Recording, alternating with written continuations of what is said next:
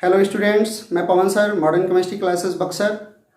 पुनः solid state second year के पहले लेसन के 9th लेक्चर को लेकर आपके सामने प्रस्तुत हूँ। और जैसा कि हमारा कमिटमेंट था उसके अनुसार हम लोग अब जो है समझाने वाली क्लास के साथ साथ आपके रिटेन पार्ट को भी ध्यान में रखते हुए चलेंगे कि आपके काम भर रिटेन भी हो जाए, कि लॉकडाउन में आपके पढ़ाई पे ज़्यादा असर नहीं पड़े। तो सुविधा के अनुसार आज आपको बता दें, हमारा टॉपिक है ठोस अवस्था का चालकता, यानी ठोसों में चालकता। ठोसों में चालकता क्या है? तो नाम से ही क्लियर है कि चालकता का गुण पढ़ना है, मतलब उसे इलेक्ट्रिसिटी का प्रवाह होना चाहिए। पहले ही बात आती है आपके दिमाग में कि अगर हम करंट की बात कर रहे हैं, चालक की बात कर रहे हैं, चालकता की बात कर रहे हैं, यानी उसे करंट का फ्लो होगा कि नहीं होगा, कितना होगा, ज़्यादा होगा कि कम होगा, इस बात को ध्यान में रखते हुए हमको अपने टॉपिक को आगे बढ़ाना है। राइट, सही बात है। इसमें चालकता का एक परास होता है, उस परास के आधार पर ठोस पदार्थ को हम 3 भागों में बांटेंगे। ध्यान रखिएगा, चालकता के आधार पर ठोस पदार्थों को 3 भागों में बांटा गया है। कौन कौन? सुचालक, कुचालक मतलब विद्युत रोधी, और अर्धचालक।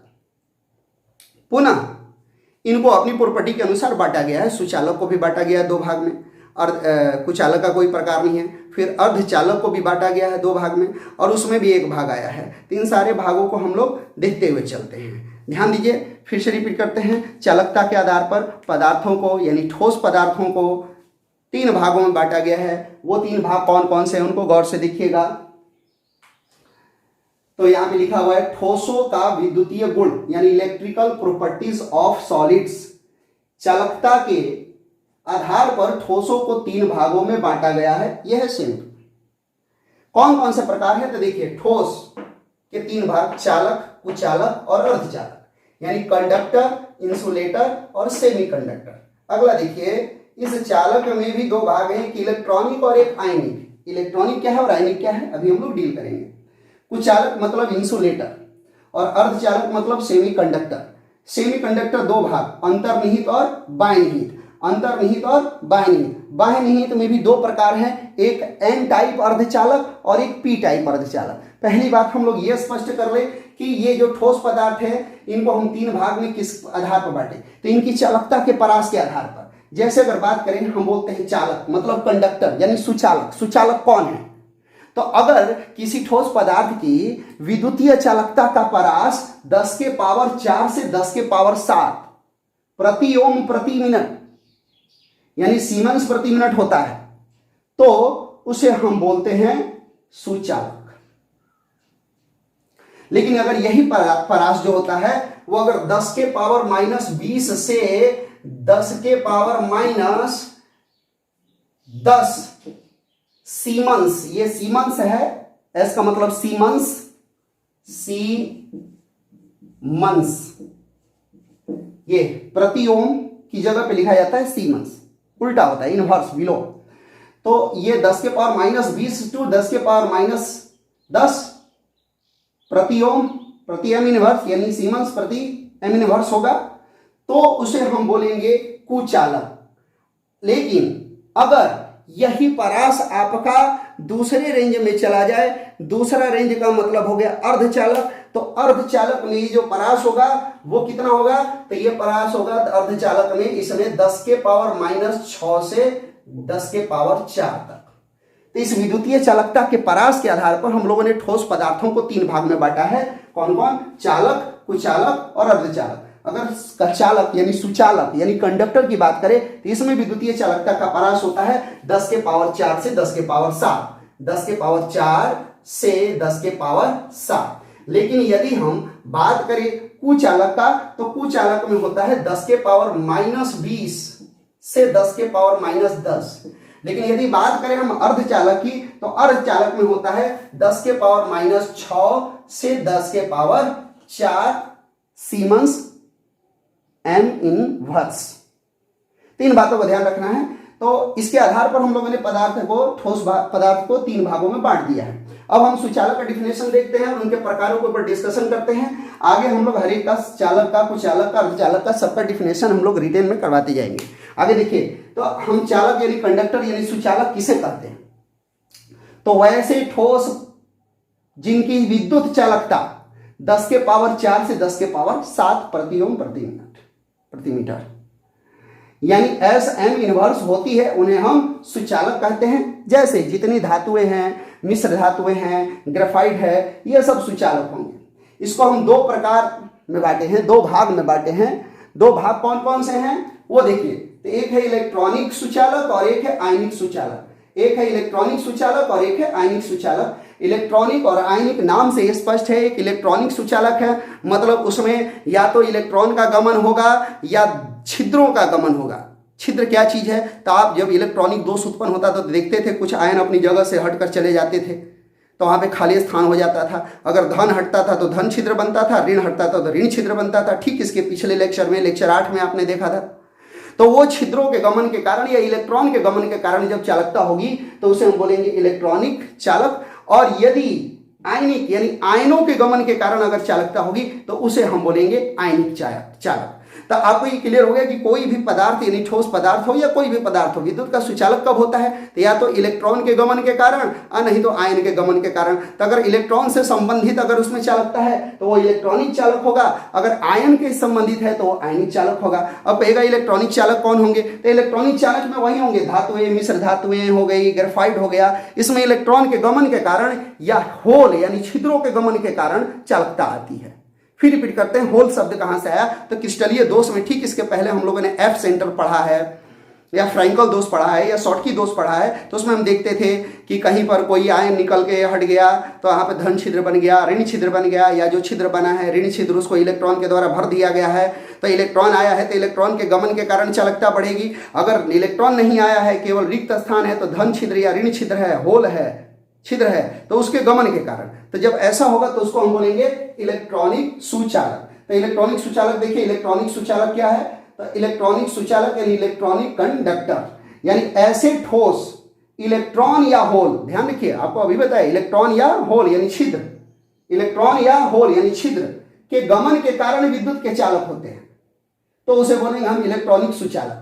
जैसे उदाहरण कौन कौन हो गए? धातु हो गया, मिश्र धातु हो गया, ग्रेफाइट हो गया इत्यादि। ग्रेफाइट विद्युत का सुचालक क्यों होता है?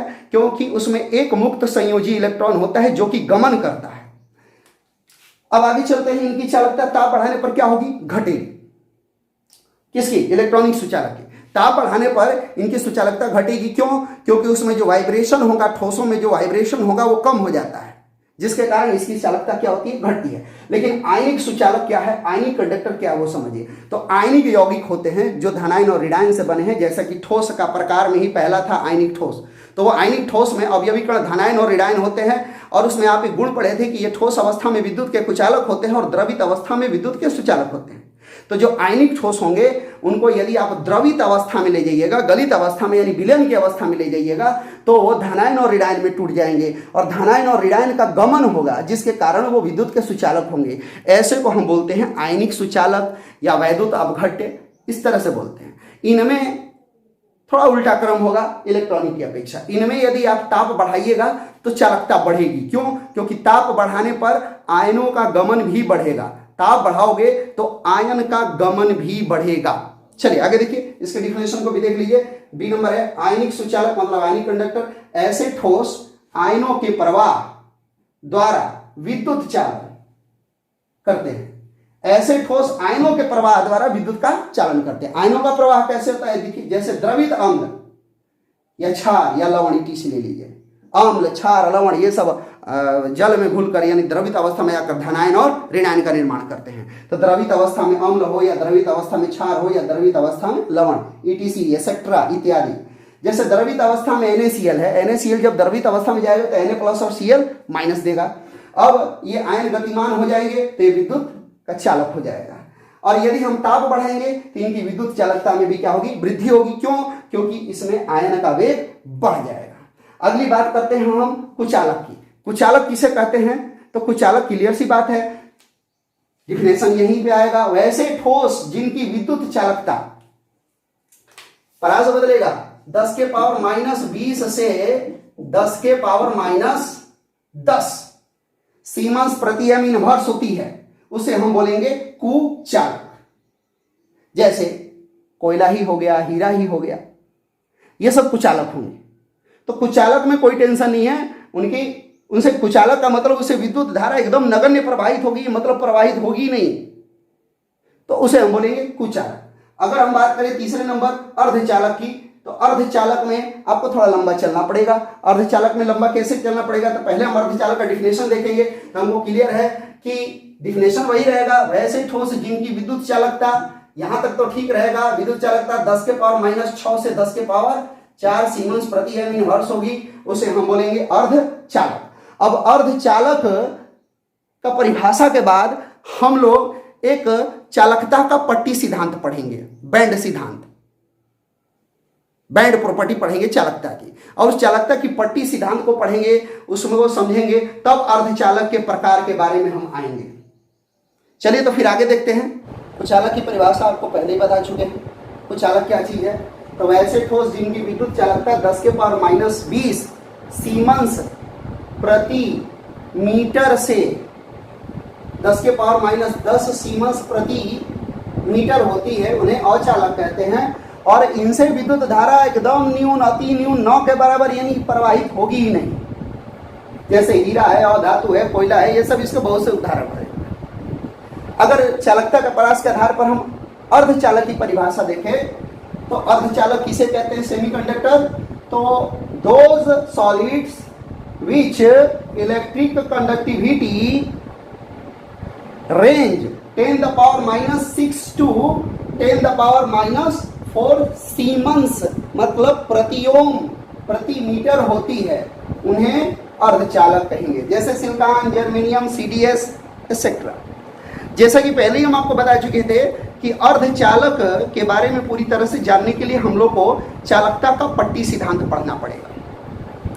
चालकता का पट्टी सिद्धांत अर्धचालक के बृहद अध्ययन के लिए ही पढ़ा जाता है।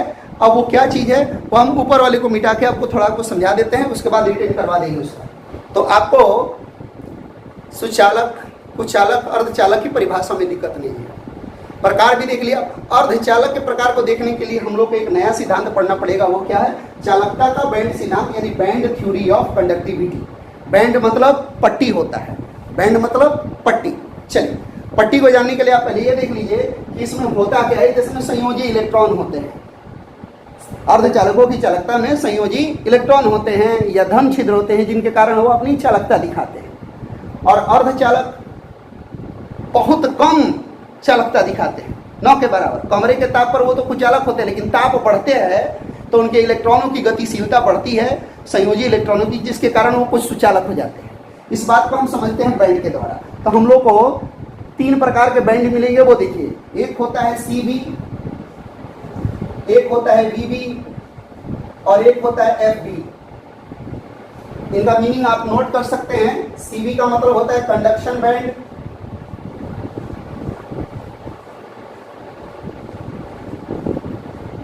VB का मतलब वैलेंस बैंड, और FB का मतलब forbidden band.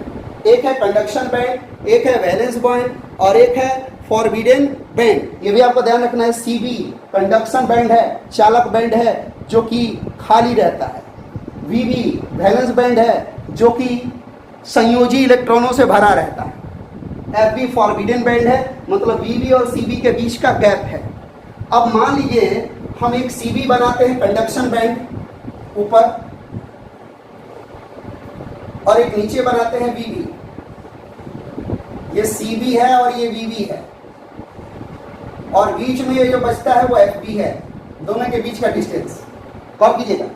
CB conduction band या मतलब चालक पट्टी जो कि खाली रहती है।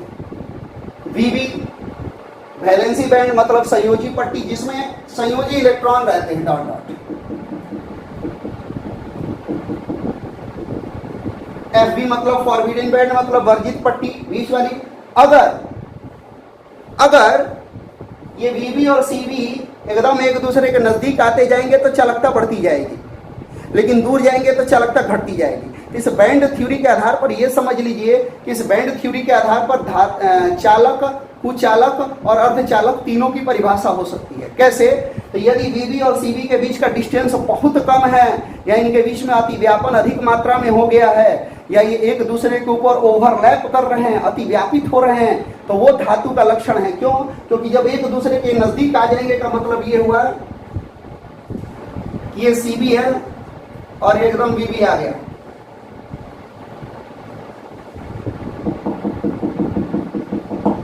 ओवरलैप मतलब अतिव्यापन का मतलब क्या हुआ? ये आपका Cb है और यहां पर आकर अतिव्यापित हो गया Vb।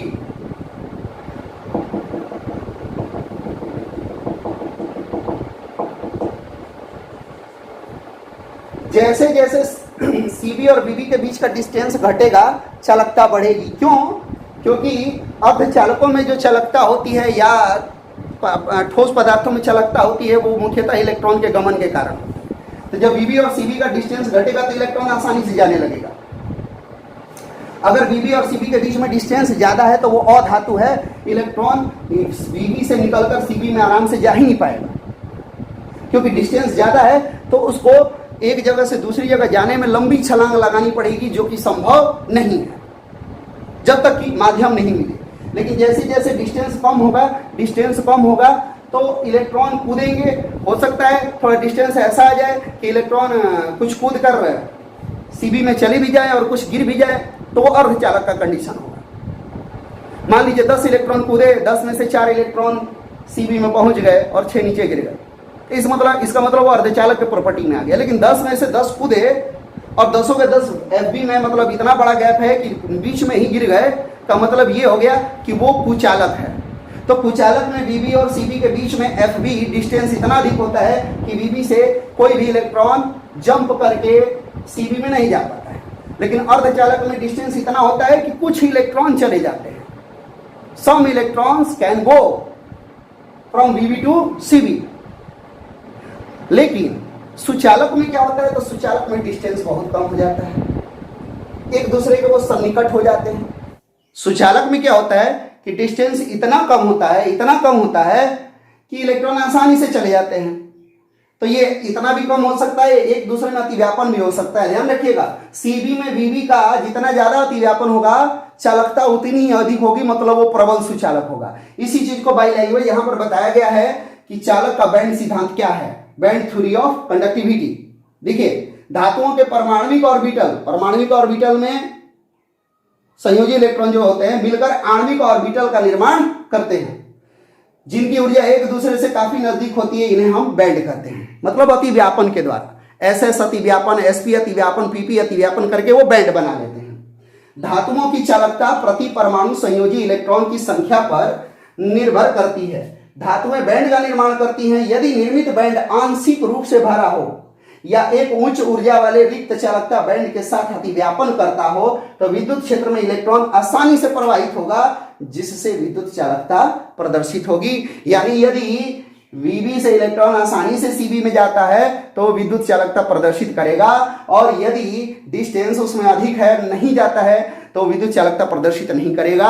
और यदि उनका डिस्टेंस इतना है कि कुछ इलेक्ट्रॉन जाते हैं लेकिन कुछ नहीं जाते हैं, तो वो थोड़ा थोड़ा विद्युत चालकता प्रदर्शित करेगा। इस स्थिति में हम लोग सुचालक, कुचालक और अर्धचालक तीनों को समझेंगे। जैसा कि हमने पहले ही बता दिया है कि Cb का मतलब होता है कंडक्शन बैंड यानी चालक पट्टी, Vb का मतलब होता है वैलेंस शेल बैंड मतलब संयोजी शेल की पट्टी, और Fb का मतलब होता है फॉरबिडन बैंड यानी वर्जित पट्टी। इसके आधार पर इनके बीच में क्या क्या गैप है, उसके आधार पर हम लोग चालक, कुचालक और अर्धचालक का डायग्राम बनाते हैं। तो यदि बात करें हम लोग सुचालक की, तो सुचालक में इनके बीच का गैप बहुत कम होता है। ये एक दूसरे के टच में रहते हैं या एक दूसरे के ऊपर अतिव्यापन किए रहते हैं, जिसके कारण आराम से इनमें इलेक्ट्रॉन Vb से निकलकर Cb में जाता है। लेकिन कुचालक में इनके बीच का डिस्टेंस यानी Fb गैप जो है, फॉरबिडन बैंड, इतना अधिक होता है कि इलेक्ट्रॉन कूदकर Vb से Cb में नहीं जा पाता है और विद्युत धारा का प्रवाह नहीं होता है, जिससे वो कुचालक हो जाते हैं। लेकिन अर्धचालक में गैप इतना होता है कि कुछ इलेक्ट्रॉन कूदकर Vb से Cb में चले जाते हैं। इसी बात को यहाँ पे डिफिनेशन में क्लियर किया गया है। ये देखिए, विद्युत चालक में संयोजी शेल पूर्णतः भरा नहीं रहता है। संयोजी शेल मतलब Vb पूरी तरह से भरा हुआ नहीं रहेगा, अतः इस शेल के इलेक्ट्रॉन जो हैं वो एक ऊर्जा स्तर से नजदीकी ऊर्जा स्तर में आसानी से गमन कर सकते हैं। यानी VB से CB में गमन कर सकते हैं। तो अगर इस डायग्राम की मदद से समझना चाहोगे तो आप CB और VB का बनाओगे। तो मान लो यहां पे CB बना दिए और यहां पर आप बना दोगे VB, तो इसमें अल्प रूप से कुछ इलेक्ट्रॉन भर दोगे, पूरा नहीं भरोगे। तो यहाँ FB नहीं है तो VB से CB में आराम से इलेक्ट्रॉन जाएगा। पहले बता दें ये दुर्बल चालक का है, अगर अतिव्यापन और अधिक होते जाएगा, ये VB CB के ऊपर ओवरलैप करते जाएगा तो चालकता उतनी ही बढ़ती जाएगी। जितना ज्यादा ओवरलैप करेगा, अतिव्यापन होगा, चालकता उतनी ही अधिक होगी इस बैंड सिद्धांत के आधार पर। अगर बात करें कुचालक की तो विद्युत रोधी यानी इंसुलेटर में, अचालक में विद्युत रोधी यानी अचालक में संयोजी सेल की पट्टी VB पूर्णतः भरी होती है और VB से एवं CB के बीच का गैप जो होता है वो अधिक होता है। इससे जो इलेक्ट्रॉन है वो VB से निकलकर CB में नहीं कूद पाता है और VB से CB के बीच में एक जो गैप होता है उसे हम क्या कहते हैं, वर्जित पट्टी यानी फॉरबिडन बैंड। तो अगर कुचालक में बनाना चाहे हम लोग तो CB अपनी जगह पर रहेगा, यहां पे आ जाएगा एकदम VB नीचे, और VB में इलेक्ट्रॉन पूरी तरह से भरा हुआ है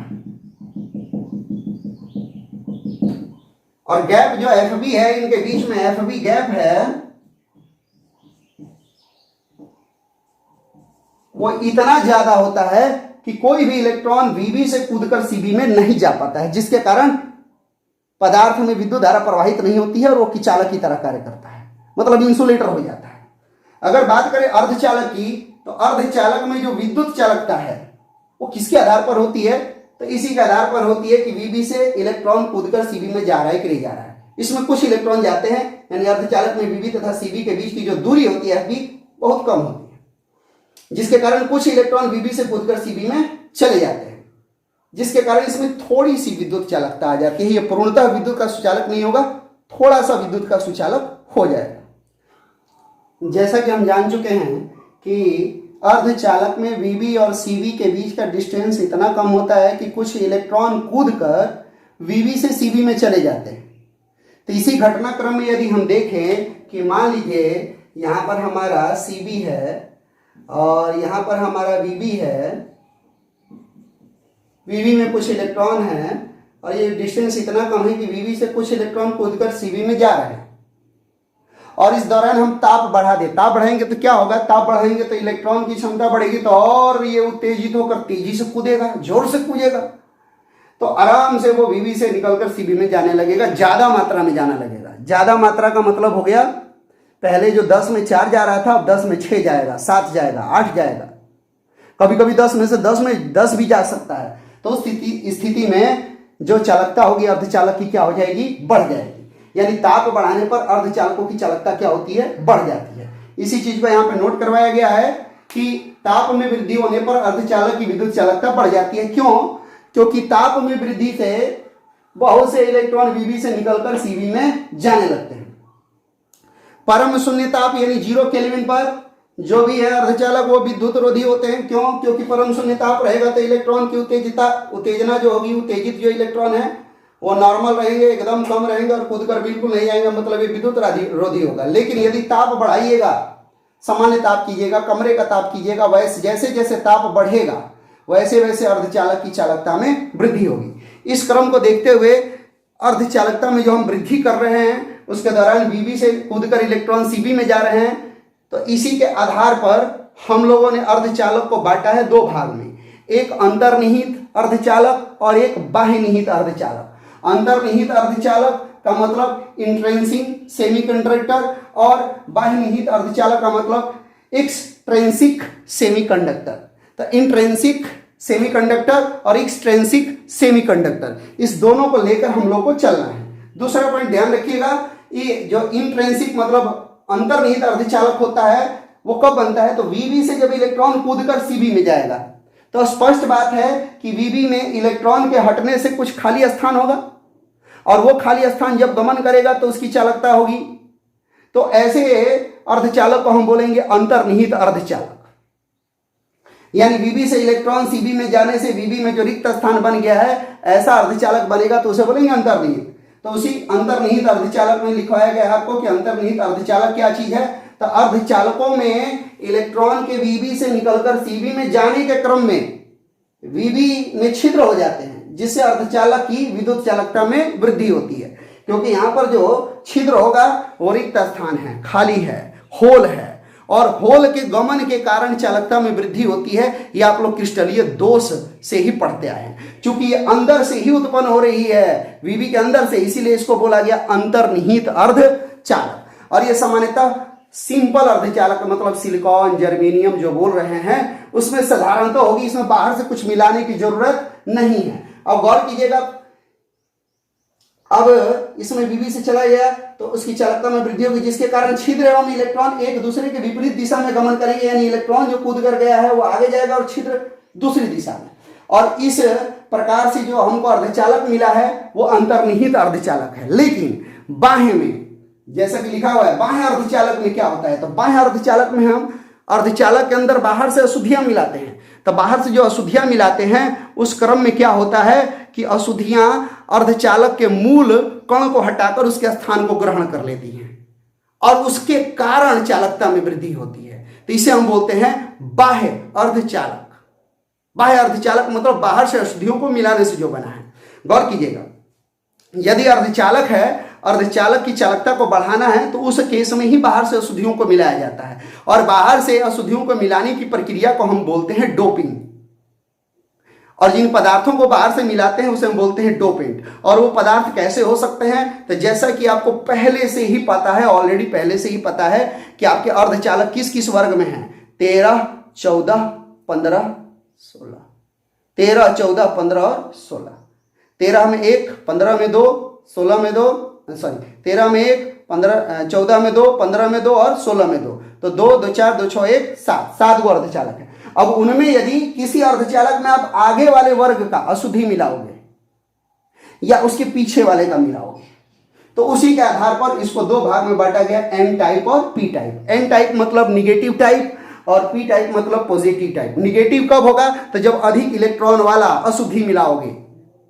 अधिक इलेक्ट्रॉन वाला अशुद्धि कहां से मिलाओगे आप, तो जब आगे वर्ग वाला मिलाओगे। जैसे वर्ग 14 के अर्धचालक में आप 15 का अशुद्धि मिला दिए, 15 वाले में आप 16 का अशुद्धि मिला दिए, तो एन टाइप मिलेगा। पी टाइप कब बनेगा, तो पी टाइप मतलब पॉजिटिव टाइप। पॉजिटिव टाइप कब होगा, जब कम इलेक्ट्रॉन वाला मिलाओगे अशुद्धि। तब ये कब होगा, तो 14 में 13 को मिला दिए या 15 में हम 14 वाली अशुद्धि को मिला दिए। तो इसके आधार पर हम लोगों ने बाह्य अर्धचालक को दो भाग में बांटा है, एन टाइप और पी टाइप, निगेटिव और पॉजिटिव। एन टाइप कब बनेगा, पी टाइप कब बनेगा, ये क्लियर हो गया। जैसे आपको बताइए 13 है वर्ग, 14 है और ये 15 है और ये 16 है। इसी में अर्धचालक होते हैं।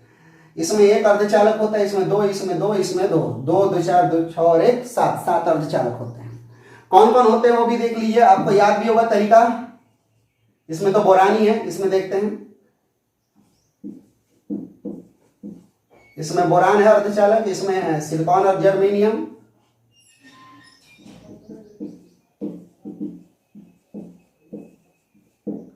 इसमें ये दो है अर्धचालक।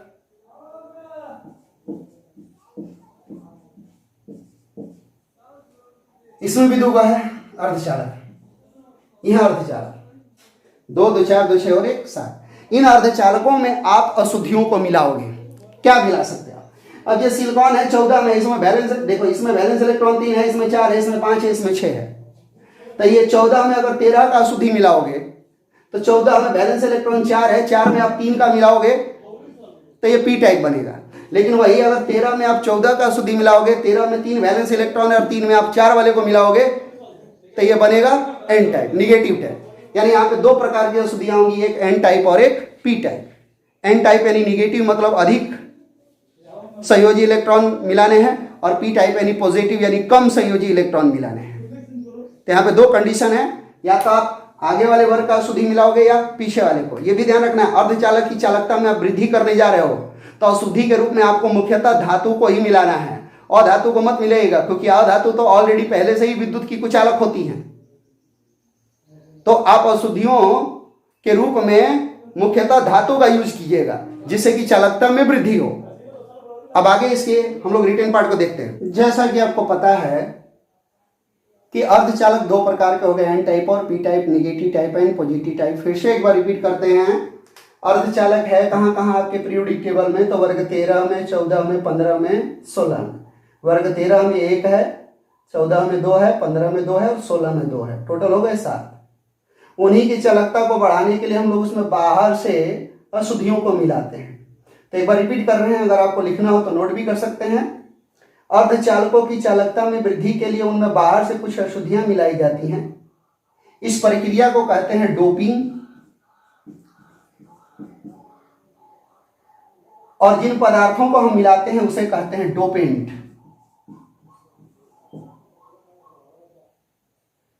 डोपिंग को हिंदी में बोलते हैं अपमिश्रण,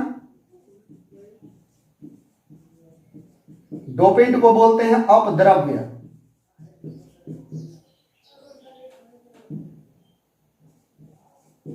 डोपिंग को बोलते हैं अपमिश्रण, डोपेंट को बोलते हैं अपद्रव्य। इस शब्द का यूज कब आता है? एन टाइप और पी टाइप में ही आता है, बाएं अर्धचालक में।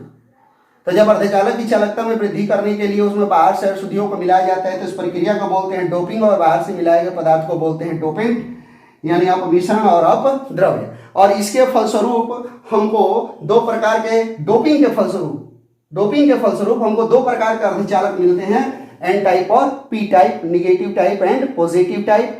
निगेटिव टाइप कब मिलता है? तो जब किसी अर्धचालक में उससे अधिक संयोजी इलेक्ट्रॉन वाली अशुद्धि को मिलाएंगे। अधिक कब? तो उच्च वर्ग वाले को।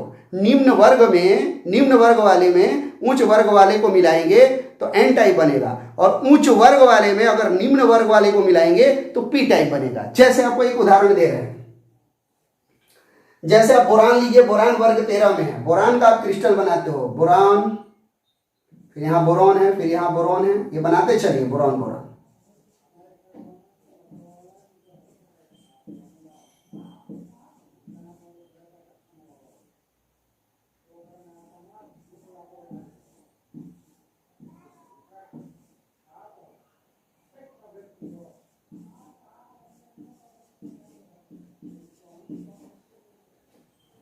ये बोरॉन का ओरिजिनल क्रिस्टल है, जिसमें एक बोरॉन दूसरे बोरॉन के साथ मिलकर लंबा चेन बनाते जा रहा है।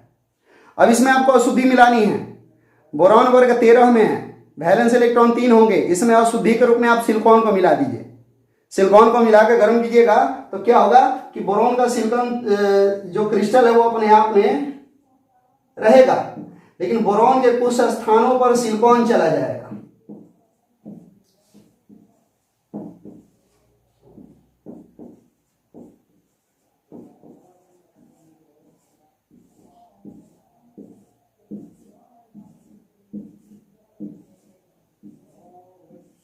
अब देखिए, बोरॉन में आपने सिलिकॉन को डाला तो सिलिकॉन जो है बोरॉन को एक जगह से विस्थापित कर देगा और उसका स्थान ग्रहण कर लेगा। कौन? सिलिकॉन। तो जब बोरॉन में आपने सिलिकॉन को डाला तो बोरॉन है वर्ग 13 में, वैलेंस इलेक्ट्रॉन है 3। सिलिकॉन को डाला तो सिलिकॉन है वर्ग 14 में, वैलेंस इलेक्ट्रॉन 4। अब यहां पर बोरॉन था, बोरॉन को हटाकर कौन आ गया? सिलिकॉन। बोरॉन में वैलेंस इलेक्ट्रॉन कितने थे? 3। सिलिकॉन में वैलेंस इलेक्ट्रॉन कितने हैं? 4। तो बोरॉन पहले यहां 3 इलेक्ट्रॉन देकर इसको पूर्ति किया था, और 3 इलेक्ट्रॉन की जगह पर कितने इलेक्ट्रॉन वाला आ गया? 4 इलेक्ट्रॉन। 4 इलेक्ट्रॉन वाला आ गया सिलिकॉन। तो 4 इलेक्ट्रॉन वाली की जगह पर 3 इलेक्ट्रॉन का यूज तो हो जाएगा, लेकिन 1 इलेक्ट्रॉन शेष बच जाएगा। इसी इलेक्ट्रॉन के गमन के कारण इसकी चालकता में वृद्धि होगी और ये एन टाइप होगा। तो एन टाइप में देखिए क्या लिखा गया। एन टाइप अर्धचालक में जब किसी अर्धचालक में उससे अधिक संयोजी इलेक्ट्रॉन वाली अशुद्धियों को मिलाते हैं। अधिक संयोजी इलेक्ट्रॉन वाली का मतलब उससे उच्च वर्ग वाली अशुद्धि को, मतलब 13 का मेन मिलाना है तो उच्च वर्ग यानी 14 का मिलाओगे, 14 में मिलाना है तो 15 का। एक ही क्रम से बढ़ाना है, ये नहीं कि वर्ग 13 है तो एक बार वर्ग 16 बढ़ा देना, नहीं, एक संयोजी इलेक्ट्रॉन, क्योंकि इसकी में वृद्धि क्रमिक होती है। तो जब मिलाएंगे उससे अधिक संयोजी इलेक्ट्रॉन वाली अशुद्धियों को मिलाएंगे तो एन टाइप अर्धचालक बनेगा, और इसकी चालकता में वृद्धि जो होती है वो एक मुक्त संयोजी इलेक्ट्रॉन के कारण होती है। यही इलेक्ट्रॉन जो बचा है इसी के कारण होगी, यही इलेक्ट्रॉन गमन करेगा तो इसकी चालकता में वृद्धि होगी। इसमें उदाहरण है बोरॉन में सिलिकॉन यानी 13 में 14, सिलिकॉन में आर्सेनिक यानी 14 में 15। तो जब निम्न वर्ग वाले में उच्च वर्ग वाली अशुद्धियों को मिलाओगे तो आपको मिलेगा एन टाइप का अर्धचालक। वही अगर पी टाइप की बात करें तो पी टाइप में यहां पर इसका ठीक उल्टा ले लेते हैं, एन टाइप आप नोट कर ही सकते हो। पी टाइप की बात करते हैं हम लोग,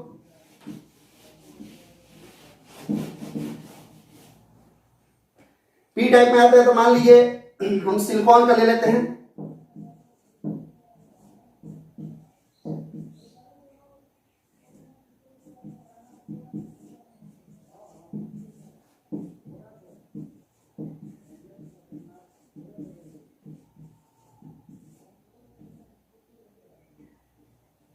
सिलिकॉन का क्रिस्टल बनके तैयार हो गया। अब इसको हम पी टाइप में कन्वर्ट करने का प्रयास करते हैं। सिलिकॉन वर्ग 14 में है, अब उससे कम वाले को डालना है। कम वाले का मतलब 14 से कम क्या होगा 13। तब 13 का अशुद्धि मिलाएंगे, यानी बोरॉन को मिला देते हैं इसमें। पहले बोरॉन में सिलिकॉन को मिला रहे हैं, अब सिलिकॉन में किसको मिला रहे हैं, बोरॉन को। ध्यान दीजिए, तो सिलिकॉन का क्रिस्टल बनाएंगे हम।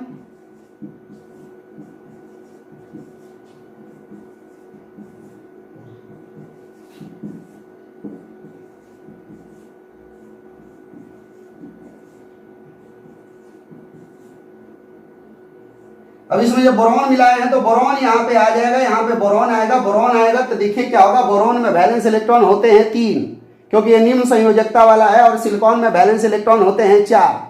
तो 4 वाले की जगह पे 3 आया है, 3 आया है तो यहाँ पे एक धन छिद्र बन जाएगा, और इसी धन छिद्र के बनने के कारण इसकी चालकता में वृद्धि हो। तो इसी चीज को यहाँ लिखवाएगा पी टाइप अर्धचालक में, कि जब किसी अर्धचालक में उससे कम संयोजी इलेक्ट्रॉन वाली अशुद्धियों को मिलाते हैं। कम संयोजी इलेक्ट्रॉन वाली अशुद्धि का मतलब जब हम निम्न संयोजी इलेक्ट्रॉन वाली अशुद्धि को मिलाते हैं, मतलब उच्च वर्ग में हम निम्न वर्ग वाले तत्वों को मिलाते हैं, तो हमको पी टाइप का अर्धचालक मिलता है। और इसकी चालकता में जो वृद्धि होती है धन छिद्र के गमन के कारण होती है, जो कि धन छिद्र बना हुआ है। जैसे सिलिकॉन में बोरॉन यानी वर्ग 14 में वर्ग 13, आर्सेनिक में सिलिकॉन यानी वर्ग 15 में वर्ग 14। तो इस तरह जब आप लोग निम्न संयोजी इलेक्ट्रॉन वाली अशुद्धियों को मिलाओगे तो पी टाइप बनेगा, और उच्च संयोजी इलेक्ट्रॉन वाली अशुद्धियों को मिलाओगे तो एन टाइप का अर्धचालक बनेगा। और इसकी चालकता में वृद्धि दोनों में अलग अलग है। अगर उच्च संयोजी इलेक्ट्रॉन मिलाने से बना है तो एन टाइप है। एन टाइप में मुक्त संयोजी इलेक्ट्रॉन नहीं, धन छिद्र के कारण एक में, और एक में मुक्त संयोजी इलेक्ट्रॉन के कारण। मुक्त संयोजी इलेक्ट्रॉन में कौन आएगा, एन टाइप, और धन छिद्र में कौन आएगा, पी टाइप। तो ये दोनों को मिला के आपको तैयार कर लेना है, और उम्मीद है कि इससे आपके रिटन पार्ट में भी मदद मिलेगी। अगर कहीं दिक्कत रह जाए तो आप लोग कॉल करके पूछ सकते हैं। और अगला टॉपिक हम लोग का होगा चुंबकीय गुण, यानी कि मैग्नेटिक प्रॉपर्टी। तो इसके बारे में हम लोग नेक्स्ट वीडियो में अध्ययन करेंगे, और तब तक आप लोग इसका रिटन कर लीजिए। जहां दिक्कत हो आप पूछते रहिएगा।